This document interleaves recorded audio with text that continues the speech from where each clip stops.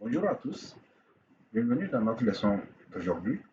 Aujourd'hui, on va voir la configuration du VPN IPsec site to site en mode personnalisé.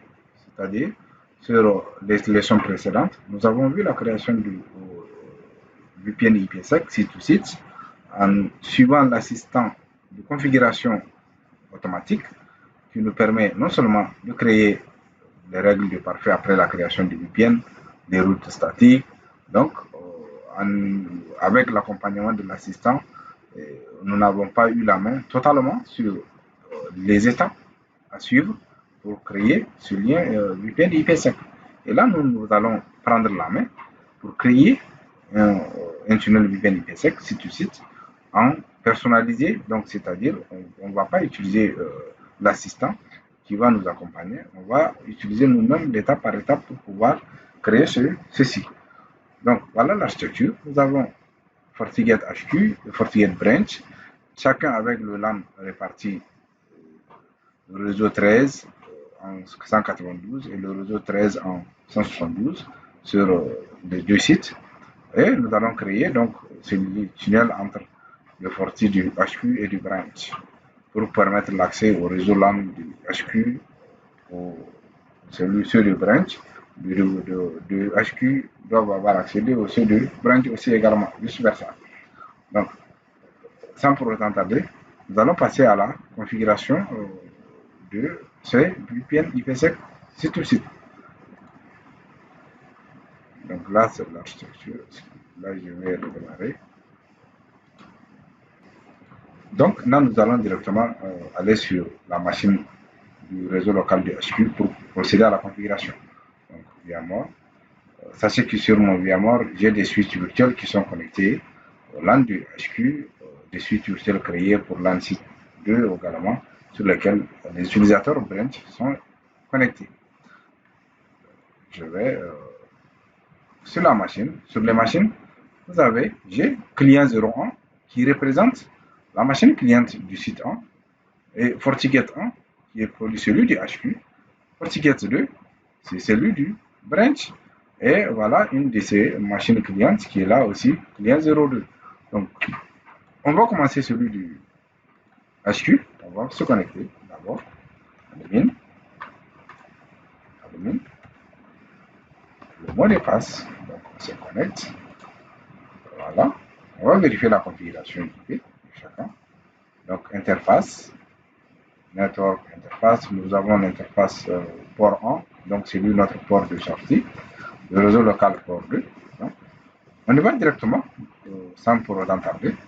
VPN, dans l'onglet VPN. Dans l'onglet VPN, on peut donc aller sur tunnel. Au niveau du tunnel, excusez, au niveau du tunnel, là je vais supprimer, il y a un lien existant. Au niveau du tunnel, on peut créer un tunnel, tout comme on peut utiliser l'assistant. Donc l'assistant de configuration VPN IPsec, ça c'est l'assistant automatique que nous avons vu précédemment sur les anciennes leçons. Donc nous on va utiliser le mode customisé, personnalisé pour voir les étapes une à une. Je vais prendre le customisé. Donc, on va faire du VPN, VPN IPsec. Donc, VPN IPsec. Suivant. C'est à nous de choisir.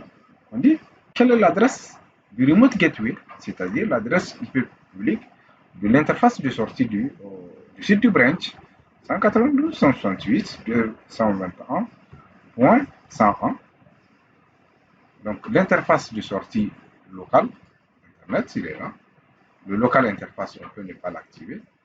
Là, le pre-share key, on va mettre le pre-share key qui est, je vais mettre 1, 2, 3, 4. 1, 2, 3, 4. Je ne prends pas, donc je mets 1, 2, 3, 4, 5, 6. Ici, le NAT transversal, notre boîtier ne se trouve pas derrière un dispositif géré par du NAT. Donc, on désactive. Le protocole IK version 1, le mode n'est pas agressif, mode principal est utilisé. La phase 1, on doit choisir les algorithmes de chiffrement. Donc, automatiquement, il nous a pris l'algorithme de hachage comme SHA. Moi, je vais prendre, vu que c'est du DES, je vais prendre un D5. Donc, les autres, on supprime. Je n'ai pas besoin. Les algorithmes défilement, donc groupe 5 et 14, je laisse groupe 5 et 14, c'est pas un problème. Maintenant, la phase 2, sur la phase 2, je vais créer, ceci je vais déclarer le réseau local, donc, et le réseau distant à joindre pour que ces réseaux qui doivent communiquer de source à la destination. Donc, les réseaux qui sont autorisés à chiffrer leurs données à la sortie et en entrée. 192, 168, 13.0 en masque de 24 bits. Et celui du distant 172, 16, 13, 0 en 24 bits également. Mode avancé pour pouvoir choisir les algorithmes de chiffrement pour la phase 2. Je vais prendre des SHA1 cette fois-ci. Donc, d'abord, on a pris MT5, c'est pas grave. On peut prendre partout SHA1.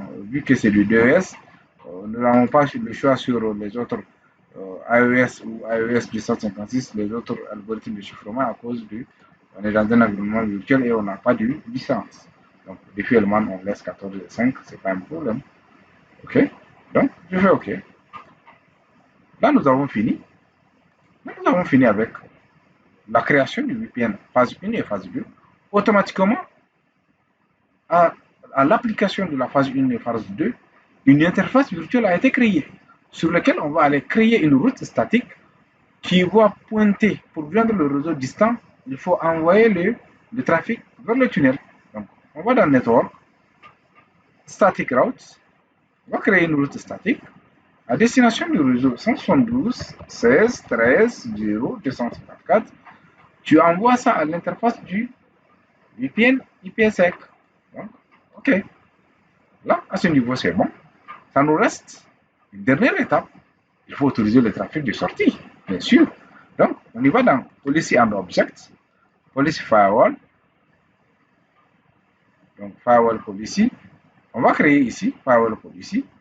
Create. On va faire donc IPsec, par exemple. Ou bien, je vais mettre par exemple HQ, HQ, HQ2. Je mets HQ2 branch. HQ2 branch. Incoming interface. Quelle est l'interface d'arrivée? Donc, HQ interface. L'interface d'arrivée, c'est où? C'est le port du réseau local. L'interface de sortie, ça sera du VPN IPsec. La source d'adresse, on doit déclarer la source d'adresse notre réseau local. Donc, vous avez le choix de créer des objets d'adresse. Et moi, j'ai créé les objets d'adresse pour le réseau local, qui est Local Network, qui est le réseau 192.168.13.0. La source, la destination du remote, c'est 172, qui est là. Le service, je vais mettre on. Donc, le NAT, on désactive. All session, OK. Je fais OK. Je valide. Là, le trafic sortant. Maintenant, le trafic du retour doit être autorisé. Qu'est-ce que je dois faire? Je fais clic droit. J'ai le choix de créer, par exemple. Je peux créer. Sinon, je peux faire un clic droit pour cloner en mode reverse. Je vais créer l'inverse. Donc, je peux faire par exemple branch to HQ. Une coming interface, cette fois-ci, c'est IPsec à destination du réseau local. La source adresse remote, destination adresse local network, le service all, NAT, je désactive, all session finally. OK. Là, nous avons fini. Nous avons fini avec celui de notre site 1. On peut aller sur l'onglet du VPN, tunnel. Là, notre tunnel n'est pas up. Il est là pour le moment. Donc, qu'est-ce qu'on va faire? On va aller sur le site distant du branch pour pouvoir configurer. Je me connecte, admin, le mot de passe. Donc, ici, OK, d'accord. Les interfaces, donc, c'est pareil ici aussi. Si vous observez le port 1, les 221.101, là-bas, on est sûr qu'on a mis l'adresse distant. Excusez, je vais revenir pour vérifier sur le tunnel si nous avons respecté l'adresse du tunnel. Oui, voilà, c'est bon. L'adresse distant du branch, c'est bon. C'est pour être sûr. Excusez. Donc, voilà nos interfaces. Le réseau local, l'interface qui fait face à l'internet, sur lequel on va utiliser pour accéder au HQ. Je vais directement dans l'onglet VPN. User, donc l'assistant de création VPN, custom, je vais dire VPN, IP, sec, next. Le réseau net, distant, donc la passerelle distant, 221.100. L'interface de sortie, toujours par 1. Donc, le local interface, je ne connais pas l'utiliser. Le NAT transversal, on n'est pas derrière une NAT. Ici, je peux dire le Deep Peer Detection on Demand, idle, c'est pas un problème. Je peux prendre idle pour que le tunnel puisse être en NAT. Maintenant, je vais avancer. Avancer, ça, ce sont des configurations auto-discovery save qui ne nous concernent pas. Donc, on n'a pas besoin d'utiliser pour l'autodiscovery de routes, la création automatique de routes, échange, le tunnel. Maintenant, le mot de passe, c'est 1, 2, 3, 4, 5, 6 que nous avons choisi sur le site HQ lors de la création de cette phase 1. L'encryption d'ES, nous avons pris du MD5, n'oubliez pas, sur la phase 1, sur le site du HQ. Maintenant, pour le choix de l'algorithme de Fermat, nous avons laissé les deux groupes 14 et 5, ce n'est pas un problème. Maintenant, la phase 2, le réseau local, 172, 16, 13, 0, 24 8. Le réseau distant, c'est du HQ, donc 13, 0, 24 8. Je développe en mode avancé. Cette fois-ci, je vais choisir l'algorithme de chiffrement qui est la phase 2, DES, DOS. Donc, l'algorithme de chiffrement DES pour l'authentification et l'intégrité des données, SHA1, version 1. OK. Pour l'anti-replay, pour l'anti-rejet, elle est activée par défaut. Défi élément, groupe 14 et 5 également. C'est pareil pour HQ, la configuration. OK, et on valide. C'est bon. Là, nous avons fini. Donc, je supprime ça là, excusez. Pour ne pas créer de confusion. OK. Voilà, c'est bien créé ici. Donc, c'est bon pour le moment. C'est OK. Maintenant, qu'est-ce qu'on va faire? On va revenir créer une route statique comme celui du HQ, static route. Static route, le réseau de destination 192.168.13.0. Il faut l'envoyer à l'interface du IPsec. OK. Ça nous reste une dernière partie qui est la création du règle de pare-feu pour autoriser le flux. Donc là, on va créer le flux, create. On va dire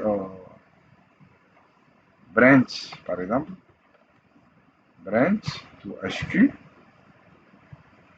branch to HQ, incoming interface, IPsec, outgoing interface, le réseau local, la source d'adresse, le remote, la source d'adresse, n'oubliez pas, c'est celui du remote, la destination qui est celui du local.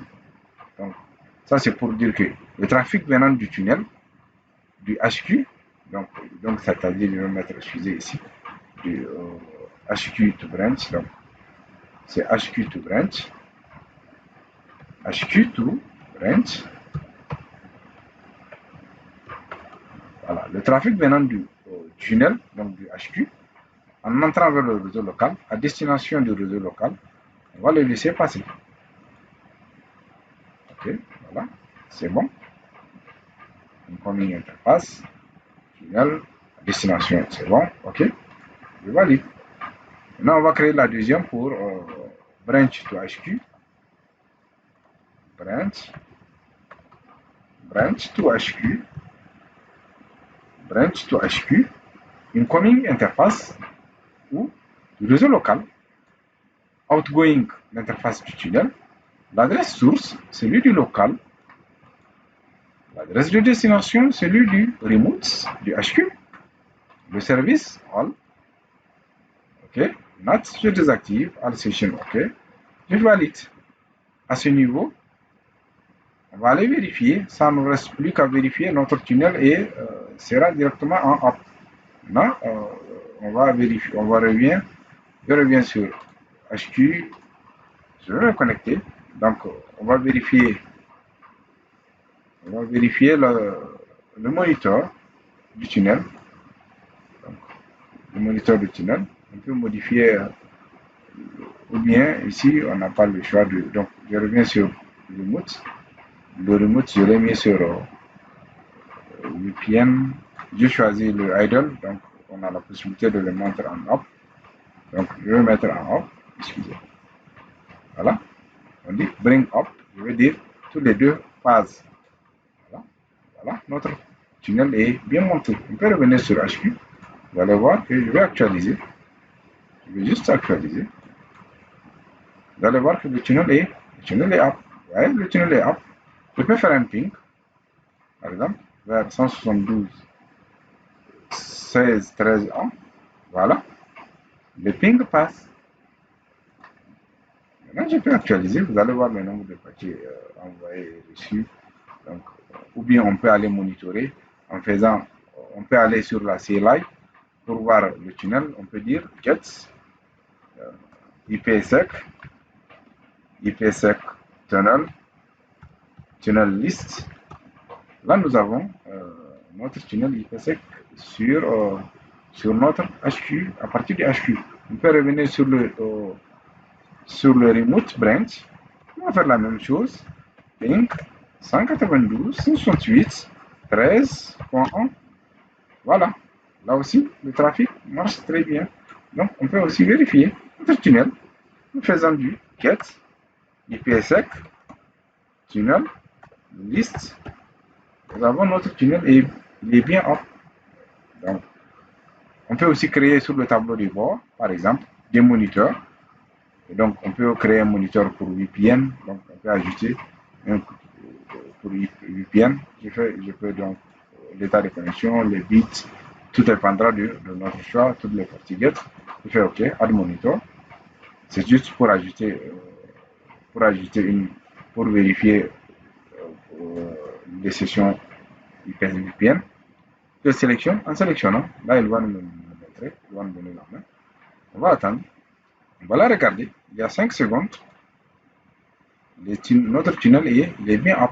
Donc, on peut vérifier. On dit il y a 5 secondes. On peut essayer de créer d'autres trafics. 192, 168, 13.1. Là, on va voir.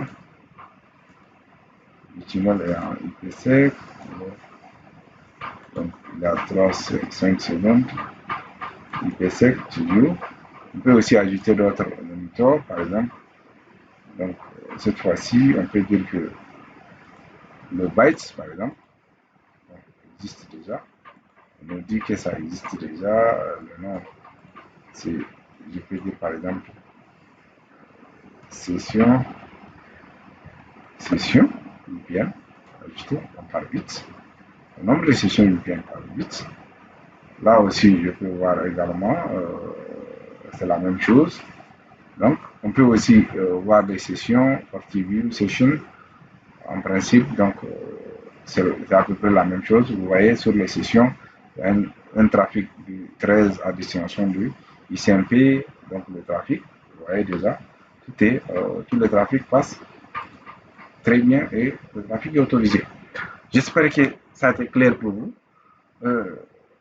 Essayez de l'implémenter à votre guise, créez votre environnement de lab selon votre manière de compréhension, créez votre propre architecture et implémentez ce mini-lab et à votre choix.